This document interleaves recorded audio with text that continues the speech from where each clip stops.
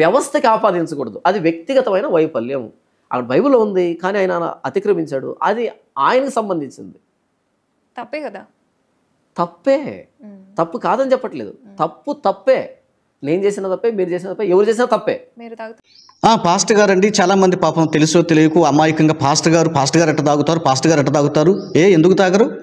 మన దేశంలో తక్కువ కానీ ఏదో రహస్యంగా పాపాలు చేసేటువంటి వాళ్ళు ఉంటారు, లేరా? ఎందుకు లేరు? నాకు తెలుసు.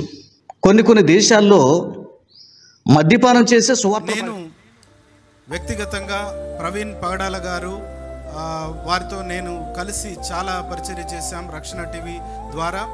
వ్యక్తిగతంగా వారు నేను ఆయనను ఎరుగుదును, ఆయన నన్ను ఎరుగును. అయితే వారెప్పుడు కూడా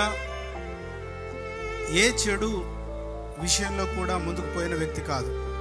అందరికీ చాలా మందిలో ఉన్న డౌట్ ఏంటంటే, ఏంటి ఈ నెపం వేసి అతన్ని ఈ రకంగా చేశారేంటి అని అందరి మనసులో ఉందా లేదా? రైట్, అందరికీ డౌట్, ముఖ్యంగా యువతకి. ఎందుకంటే ఆయన యువత చాలా ఫాలో అవుతుంది. వాళ్ళకు బాధ, మా అన్న ఇలాంటి అనుకని. నేను 10 సంవత్సరాలు రాత్రనక పగలనక కొన్ని వేల కిలోమీటర్లు ప్రయాణం చేశాము. ముగ్గురం ఒకే కారులో వెళ్ళే వాళ్ళం, రోడ్డు మీద పడుకునే వాళ్ళం కొన్నిసార్లు. ఏ రోజు కూడా మేము ఆ వ్యక్తిని ఆ విధంగా చూడలేదు. ఆ 10 గంటల సీసీటీవీ ఫుటేజ్ మా వాడు కాదు. ఏ విధంగా చెప్తున్నా అంటే, ఒకవేళ ల్యాబొరేటరీ నుంచి ప్రవీణే అని చెప్పినా కానీ మేము నమ్మము. అది పచ్చి తాగుబోతు కూడా ఆ విధంగా అన్ని రకాలుగా తాగడండి.